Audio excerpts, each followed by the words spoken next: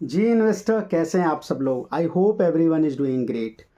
अभी कुछ समय के बाद एक वीडियो बना रहा हूँ। इसका बहुत बड़ा रीज़न ये है कि लोगों को एक क्यूरियोसिटी थी, और अभी जो है मार्केट में ओवरऑल करेक्शन चल रहा है, तो पीपल वांट टू अंडरस्टैंड कि why market is going so deep. देखिए, अगर मैं बताऊं तो मेरे साथ भी ये बहुत समय बाद ऐसा हो रहा है कि मार्केट जो है, इवन जो एक्सपर्ट्स हैं वो नहीं अंडरस्टैंड कर पा रहे हैं मार्केट इतना डीप करेक्शन क्यों हो रहा है। But they are several reasons, उसके बारे में हम बात करेंगे। बट ये जो वीडियो है ये मैं आपको इसलिए बता रहा हूँ कि मार्केट में जैसे मैं शेयर मार्केट पे कई शॉर्ट वीडियो जो अपलोड करता हूँ, उसमें I just make you understand I means I am trying to make you understand कि मार्केट में देखो पैसा बनता भी है और पैसा नहीं भी बनता है।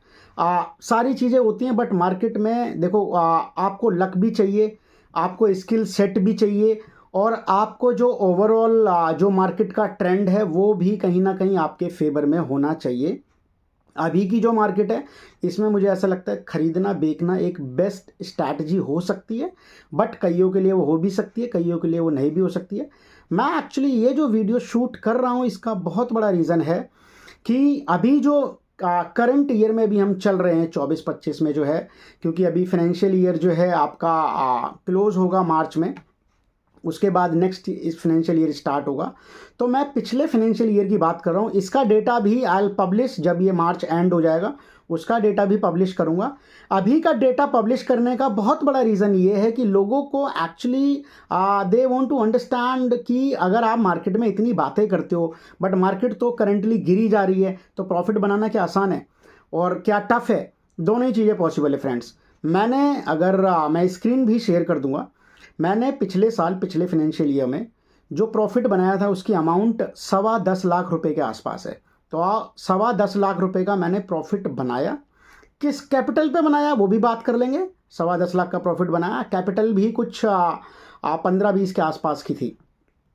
इवन थोड़ा बहुत ज़्यादा भी हो सकती है, आई am not pretty sure, but हाँ 17-18 के आसपास की कैपिटल थी, उस पर ये प्रॉफिट बना फ्रेंड्स।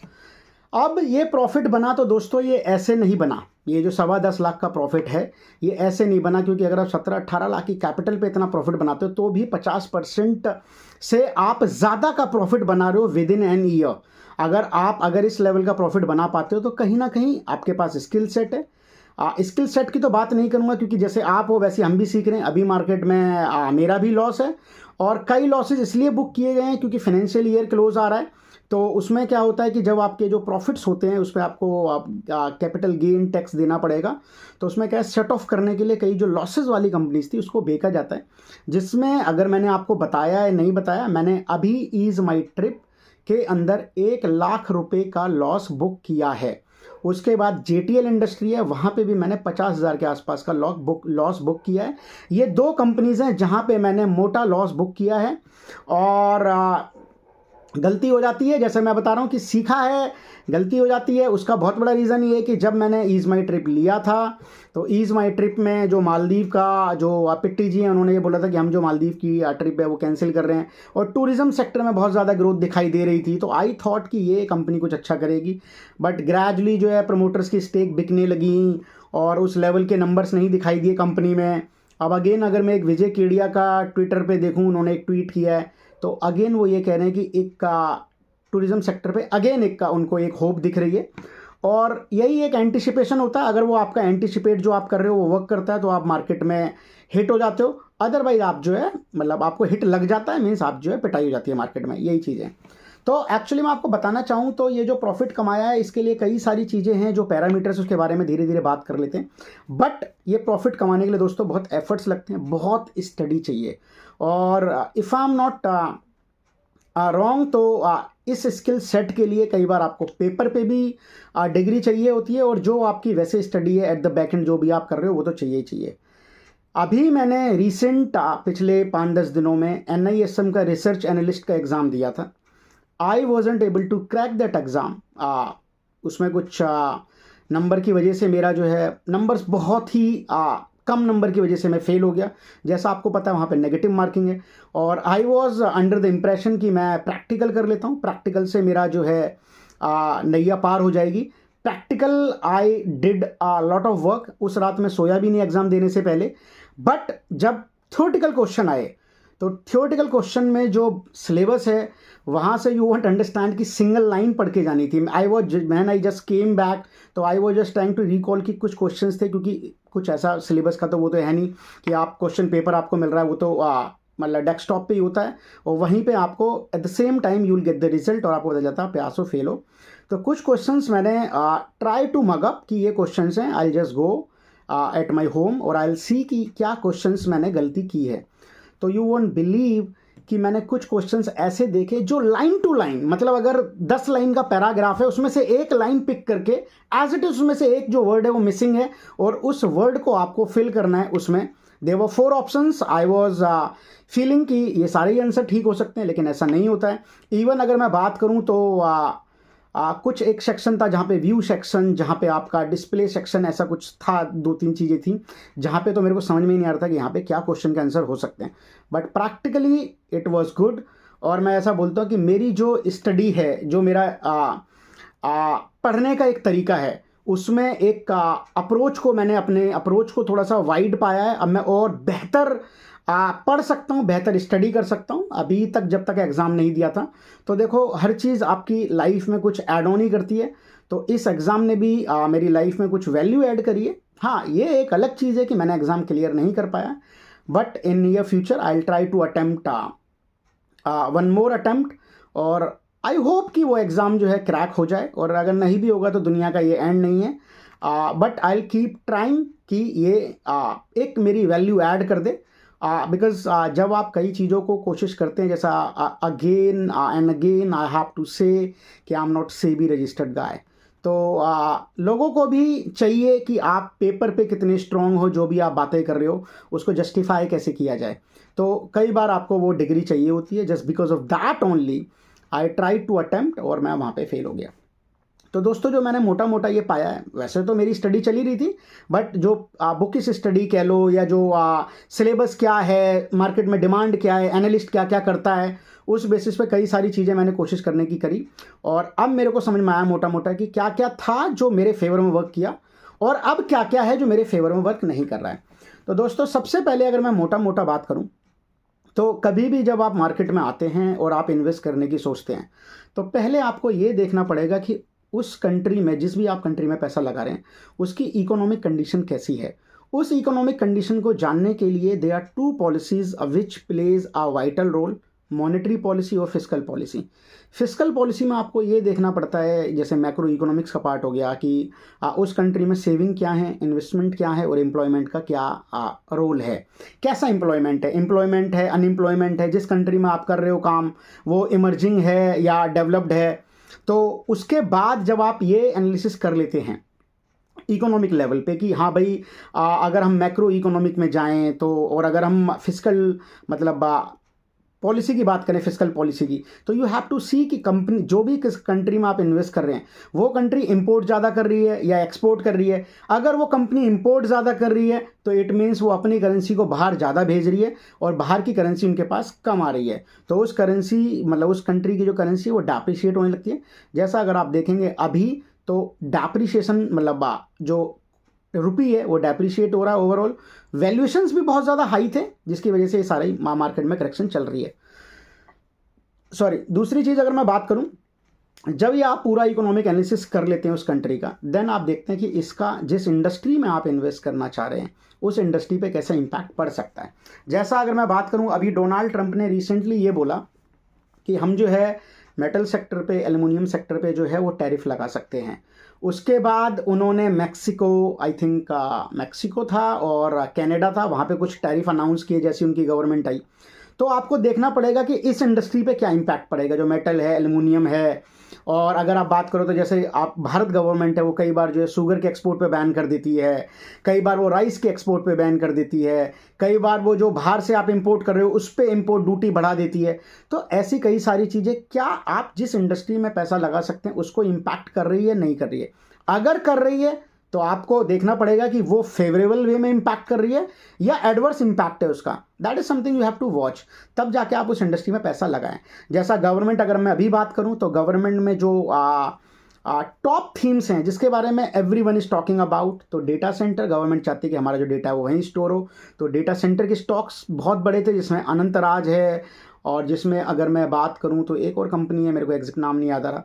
उसके बाद अगर मैं बात करूं तो सोलार पावर की थीम है, उसमें जेंसोल इंजीनियरिंग हो गया, उसमें वारी एनर्जी का भी रिसेंटली आईपीओ आया है, उसमें आपका अगर हम बात करें तो स्टेल एंड विल्सिंग है, वो तो अभी बहुत ज़्यादा डाउन हो गया है, टाटा पावर हो गया, केपीआई ग्रीन एनर्जी है, उसके स्टॉक्स, इन स्टॉक्स ने अच्छे रिटर्न बना के दिया। वारी एनर्जी का अभी रिसेंट ही अभी आईपीओ आया है, वहाँ पे कई सारे रिटर्न बना के दिए। तो सोलार थीम हो गई, उसके बाद डेटा सेंटर थीम हो गई, उसके बाद ओवरऑल रिन्यूएबल एनर्जी सेक्टर हो गया। उसके बाद अगर हम बात करें तो एआई स्पेस में बहुत ज़्यादा ग्रोथ दिखाई दे रही थी, उसमें एक नेटवेव टेक्नोलॉजी है, उस शेयर ने बहुत अच्छा हाई बनाया। उसके बाद कल्याण ज्वेलर ने बहुत अच्छा रिटर्न बना के दिया। तो आपको ऐसे देखना पड़ेगा कि जिस इंडस्ट्री में आप पैसा लगा रहे हैं, जो इकोनॉमिक पॉलिसीज़ हैं गवर्नमेंट की, उसमें चाहे मॉनेटरी पॉलिसी हो, चाहे फिस्कल पॉलिसी हो, वो आपके फेवर में काम कर रही है नहीं कर रही है। उसके बाद आपको देखना पड़ेगा उस इंडस्ट्री में, जिस कंपनी में आप पैसा लगा रहे हैं, वो ओवरऑल उस इंडस्ट्री के अंदर आपकी कंपनी कैसी है, क्या वो एंटिसिपेट कर रही है आने वाले समय में ग्रोथ है या नहीं है। उसके बाद वैल्यूएशन भी मैटर करते हैं फ्रेंड्स, की कंपनी का जो प्राइस टू अर्निंग रेशियो है वो क्या है, प्राइस टू बुक वैल्यू क्या है, मार्केट कैपिटलाइजेशन क्या है। क्योंकि मैं एक एग्जांपल देख रहा था, आई वो जस्ट लिसनिंग अ वीडियो, वहाँ पे कोई बात कर रहा था कि जो अगर हम बात करें टाइटन का शेयर, टाइटन की जो मार्केट कैप है और जो जोमेटो की मार्केट कैप है, जिस मार्केट कैप पे दोनों कंपनी बैठी हुई हैं और जिस मार्केट कैप पे इन्होंने स्टार्ट किया था, टाइटन ने ऑलमोस्ट 700 टाइम्स का रिटर्न बना के दिया इन्वेस्टर को, और जोमेटो ने 4 या 5 टाइम्स का रिटर्न बना के दिया, जबकि मार्केट कैप ऑलमोस्ट सेम पे बैठे हुए हैं। तो ये होती है भूख कंपनी की, किस लेवल की एपेटाइट है उस इंडस्ट्री में और वो कंपनी कैसा कर रही है। तो वैल्यूएशन दोस्तों इसलिए मैटर करते हैं। तो मेजोरिटी में अगर हम ये देखते हैं तो प्राइस टू अर्निंग रेशियो बहुत देखा जाता है, उसके बाद price to earning growth ratio बहुत देखा जाता है, उसके बाद प्राइस टू बुक वैल्यू देखा जाता है। तो दोस्तों जब आपको प्राइस टू बुक वैल्यू देखना होता है, पीवी रेशियो, उसमें आपको क्या करना पड़ता है, उसमें करंट मार्केट प्राइस आपको पता ही चल जाता है करंट मार्केट प्राइस क्या चल रहा है उस शेयर का, और उसका बुक वैल्यू पर शेयर क्या है। अगर आपको उस शेयर की बुक वैल्यू निकालनी है तो आपको वैल्यू ऑफ इक्विटी निकालनी पड़ेगी और उसको डिवाइड करना पड़ेगा नंबर ऑफ शेयर से, तो आपको जाके उसकी जो है बुक वैल्यू निकल के आ जाएगी उसकी पर शेयर। और उसके बाद आपको देखना पड़ेगा कि करंट मार्केट प्राइस इसके कंपैरिजन में कहाँ पे है, तो आपको ऐसे प्राइस टू बुक वैल्यू पता चल जाएगा। अगर आपको प्राइस टू अर्निंग पता करना है तो प्राइस टू अर्निंग में क्या होता है कि आपका करंट मार्केट प्राइस और प्लस अर्निंग पर शेयर जो कंपनी का है, अगर आपके मान के चलो कि कंपनी जो है उसका प्रॉफिट है मान लो 10 लाख का, ठीक है, और उसमें जो है आपका उसके नंबर ऑफ शेयर हैं वो 1 लाख के हैं, तो नंबर ऑफ शेयर 1 लाख के और प्रॉफिट 10 लाख का है, तो आप ये मान के चल सकते हैं कि कंपनी ए पर शेयर पे जो है वो 10 रुपये कमा रही है। आउटस्टैंडिंग शेयर का अकाउंट बता रहा हूँ। अब उसके कंपैरिजन में करंट मार्केट प्राइस क्या चल रहा है। अगर करंट मार्केट प्राइस बहुत ज़्यादा है तो इट मीन्स कि अगर उसका प्राइस ज़्यादा है इन कंपैरिजन जो कंपनी कमा रही है, मान लो कंपनी 10 रुपये कमा रही है पर शेयर पे और आप उसके 20 रुपये देने के लिए तैयार हैं, तो उसका they must be a reason. आप ये एंटिसिपेट कर रहे हैं कि ये कंपनी जो है इसका अर्निंग पर शेयर आने वाले समय में बढ़ेगा। इससे पहले अर्निंग पर शेयर ज़्यादा बढ़े, शेयर का प्राइस जो है बढ़ ना जाए, तो जो फियर ऑफ मिसिंग आउट होता है जिसको फोमो बोलते हैं, उस एंटिसिपेशन में बाइंग ज़्यादा आ जाती है और वो बाइंग कई बार इतनी ज़्यादा चली जाती है, और जब अर्निंग उस लेवल पे नहीं बढ़ती हैं तो फिर मार्केट में करेक्शन आती है। जब करेक्शन आती है तो प्राइस जो है अर्निंग, जो प्राइस टू अर्निंग है वो कॉन्ट्रैक्ट होने लगता है। और जब बुल मार्केट आता है तो हर बंदा जो है रैली में पार्टिसिपेट करने की कोशिश करता है, तो वहाँ पे जो है वो आपका बुल मार्केट होता है और वहाँ पे जो प्राइस टू अर्निंग रेशियो वो एक्सपेंड होने लगता है दोस्तों। तो ये एक दो बहुत बड़े पैरामीटर हैं। उसी में अगर हम बात कर लें price to earning growth ratio की, उसमें क्या होता है कि अर्निंग जो है वो किस लेवल पे ग्रो कर रही है, वो आप जब उससे डिवाइड कर देंगे उसको, तो आपको जो है फिर प्राइस टू अर्निंग ग्रोथ निकल के आ जाएगा। प्राइस टू अर्निंग ग्रोथ या price to earning ratio, price to earning ratio में भी ये देखना पड़ता है कि उस इंडस्ट्री का पीई क्या चल रहा है। प्राइस टू अर्निंग ग्रोथ में आपको देखना पड़ता है कि 1 का प्राइस टू अर्निंग ग्रोथ है, अगर उससे कम है तो वो आपके लिए कंपनी अच्छी है, आपको एक चीप वैल्यूएशन पे मिल रही है। और बट ऐसा नहीं है कि अगर चीप वैल्यूएशन पे मिल रही है कंपनी तो ये आने वाले समय में अच्छा करेगी नहीं करेगी। उसके लिए आपको मैनेजमेंट की कमेंट्री देखनी पड़ती है, इकोनॉमिक कंडीशन देखनी पड़ती है, इंडस्ट्री कैसा परफॉर्म कर रही है, उस इंडस्ट्री का मार्केट साइज क्या है, बहुत सारी चीज़ें हैं जो ये मैटर करती हैं फ्रेंड्स। उसके बाद आपका दोस्तों लक बहुत मैटर करता है। लक का मैं आपको बताता हूँ क्या होता है।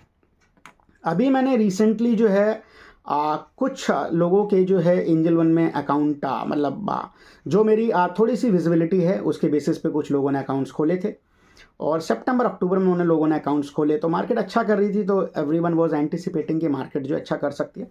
बट मैंने हमेशा और आज भी यही बोलता हूँ, मार्केट में उसी पैसे को लगाएं जिसकी आपको ज़रूरत नहीं है इन नियर फ्यूचर।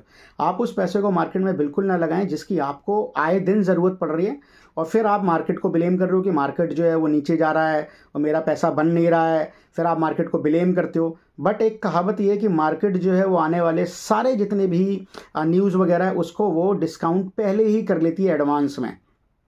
तो अभी जो मार्केट में डीप करेक्शन चल रही है उसमें कई इन्वेस्टर जो हैं वो अपना फेथ लूज कर रहे हैं मार्केट के अंदर, और वो मार्केट से आउट हो चुके हैं, मुझे ऐसा लगता है। बट अभी जो शॉर्ट वीडियो मैं बनाता हूँ उसका कोशिश ये है कि लोगों को एक अंडरस्टैंडिंग आए। विजय केडिया, राकेश झुंझुनवाला का मैं मनी कंट्रोल पे देख रहा था, 58,000 करोड़ का पोर्टफोलियो है और वो अभी डाउन है। तो क्या वो मार्केट को छोड़ के भाग जाएंगे? 2003-4 में टाइटन खरीदा था, वहाँ से आज वो धीरे धीरे यहाँ पे आ गए। तो ये मार्केट का तरीका है और मार्केट में ऐसे ही चलता है। आपको ये देखना पड़ेगा जिस कंपनी में आपने पैसा लगा रखा है वो इंडस्ट्री में ओवरऑल अगर उसका मोट है, अगर उसका मतलब मोट मीन्स होता है कि वो थोड़ा सा उसका एक एक्स्ट्रा एज है, वो अच्छी कंपनी है इन कंपेरिजन अदर, या फिर वो मोनोपोली लेके चल रही है। जैसे मोनोपोली में अगर मैं आपको बता दूं तो बड़ा प्लेयर हो गया उसमें IRCTC हो गया रेल स्पेस में, HCL हो गया डिफेंस स्पेस में। उसके बाद अगर मैं बात करूं तो रिन्यूएबल एनर्जी स्पेस में भी सोलर की जो बात कर रहे हैं तो वारी एनर्जी एक बहुत बड़ा प्लेयर है। सॉरी, डेटा सेंटर स्पेस में अनंतराज का बहुत नाम चलता है। ये नाम किसी भी रिकमेंडेशन का पार्ट नहीं है, जस्ट ये नॉलेज के पर्पज से बता रहा हूँ। उसके बाद रिसाइकिल में बात कर लें तो ग्रेविटा इंडिया है, उस शेयर ने जो है रिसाइकिल में अच्छे स्पेस में अच्छा कर रहा है। उसके बाद एक एंटनी वेस्ट है। उसके बाद अगर मैं बात करूं तो जो शुगर कंपनीज़ हैं, जो एथनॉल मेकिंग कंपनीज़ हैं, उसमें एक कंपनी BCL इंडस्ट्रीज़ है, अच्छा परफॉर्म नहीं कर रहा है, अभी ग्रोथ नहीं दिखाई दे रही है। उसके बाद मुरुगप्पा ग्रुप की कंपनी एक EID पैरी है। उसके बाद त्रिवेणी ग्रुप की कंपनी त्रिवेणी है। तो आपको ये देखना पड़ेगा कि ये कंपनी जो है ये जो भी अदर पीयर्स हैं इनके उस पर्टिकुलर इंडस्ट्री में उनसे बेहतर परफॉर्म कर रहे हैं। CDSL हो गया, CDSL अभी एक लिस्टेड प्लेयर है, NSDL है, अदरवाइज जैसे BSC हो गया, उसके बाद MCX हो गया। तो दोस्तों ये कुछ शेयर, IEX हो गया, ऐसे दे आर सेवरल नेम्स जो अपनी इंडस्ट्री में कहीं ना कहीं मोनोपोली रखते हैं या फिर उनका बिजनेस बाकियों से अच्छा है। जैसे डिक्सन टेक का एक नाम ले लो। तो दोस्तों ऐसे आपको देखना पड़ता है और उसके साथ साथ आपका लक भी मैटर करना चाहिए। तो मैं आपको बता ये रहा था कि जब लोगों ने सितंबर अक्टूबर में डीमैट अकाउंट खुलवाए, उन्होंने इन्वेस्ट करना स्टार्ट किया। यू वोंट बिलीव कि जब वो लोग मार्केट में एंटर हुए, मार्केट ने वहीं से एक टर्न अराउंड चालू किया। वैल्यूएशन इतने हाई थे कंपनीज़ के। उसके बाद लोग ये एंटिसिपेट कर रहे थे कि दिल्ली में कौन सरकार बनेगी, BJP की सरकार बन गई। उसके बाद मॉनेटरी पॉलिसी में गवर्नमेंट क्या लेके आएगी, RBI, मॉनेटरी पॉलिसी में भी इंटरेस्ट रेट कट हुआ। उसके बाद अगर हम बात करें तो आपका USA में किसकी गवर्नमेंट आएगी वो भी डिसाइड हो गया। फिर ट्रंप जो है वो अपनी ओथ ले मतलब शपथ लेंगे, वो भी सारी चीज़ें डिसाइड हो गई। तो ये सारी चीज़ें डिसाइड होने के बाद देवर एंटिसिपेटिंग कि मार्केट जो है, उसके बाद हाँ बजट आना था। बजट में भी जो है लोगों ने बोला कि कैपेक्स नहीं है, मिडिल क्लास के लिए बजट आया है। बट निर्मला सीतारमन जी ने ये जस्टिफाई करने की कोशिश करी कि कैपेक्स में कहीं भी ऐसा नहीं है कि उन्होंने पुश नहीं किया है, कैपेक्स भी है। इट्स नॉट लाइक कि केवल मिडिल क्लास के लिए बजट है। तो लोगों ने एंटिसिपेट किया कि FMCG सेक्टर में और जो ये ब्रूरीज और डिस्टिलरीज जो कंपनीज हैं वहाँ पे अच्छा करेंगी। इवन करा भी रेडिको खेतान है, अभी मैंने सुना है कि I think canteen store department जो होते हैं CSDs, वहाँ पे उनकी जो भी विस्की वगैरह वो अवेलेबल होगी। तो रेडिको ने अच्छा उसका प्राइस बढ़ा। उसके बाद अगर मैं बात करूं तो यूनाइटेड ब्रूरीज है, आई थिंक ऐसी कुछ कंपनीज है, मेरे को एग्जैक्ट नाम में हो सकता है थोड़ा बहुत ऊपर नीचे हो, लेकिन यूनाइटेड ब्रूरीज है आई थिंक एक कंपनी। तो ऐसे दोस्तों अगेन मैं नाम ले रहा हूं, मैं नाम से मेरा कोई मतलब नहीं है, बाइंग सेलिंग करनी है, लेकिन जिसमें आपको नाम ये बता रहा हूँ कि ऐसे ऐसे मार्केट में कुछ रिजल्ट्स हैं।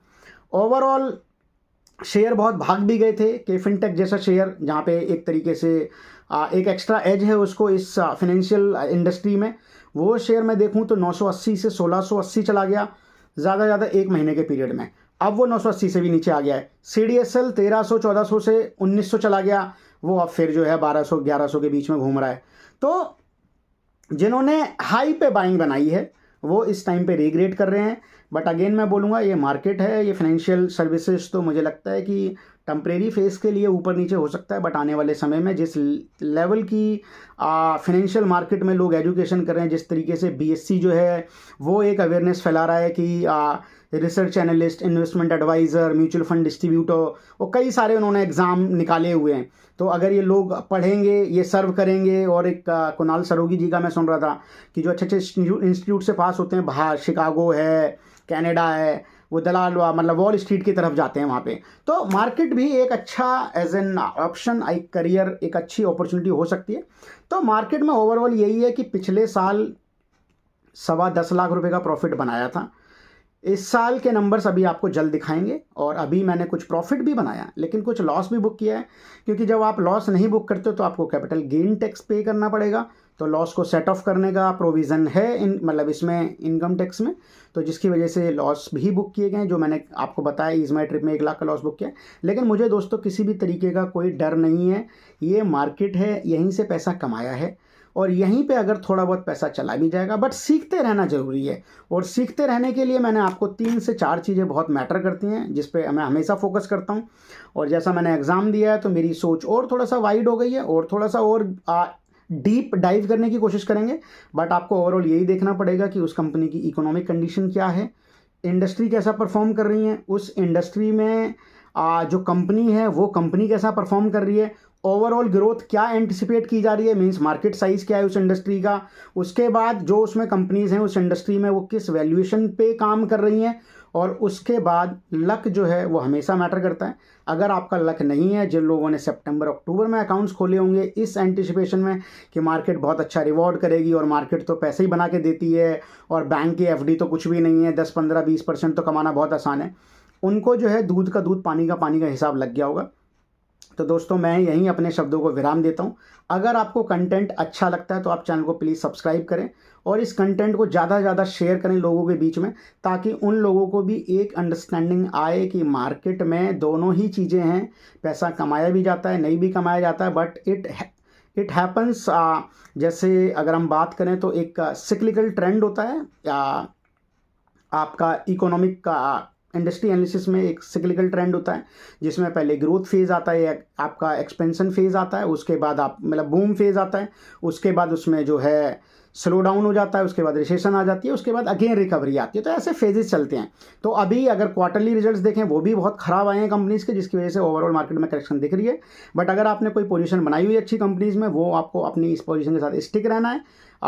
थोड़े दिन और मार्केट करेक्शन चलेगी नहीं चलेगी दैट नोबडी नोज, बट आपको अच्छी कंपनी, अच्छी क्वालिटी कंपनी के साथ स्टिक रहना है, और अपनी नॉलेज को हमेशा जो है थोड़ा सा अपग्रेड करते चलना है, जिससे कि आपकी जो डिपेंडेंसी है वो किसी भी तरीके से ख़त्म हो सके। दोस्तों यहीं मैं अपने शब्दों को विराम देता हूँ। आपको चैनल अच्छा लगता है तो कंटेंट को ज़्यादा शेयर करें और इस चैनल को सब्सक्राइब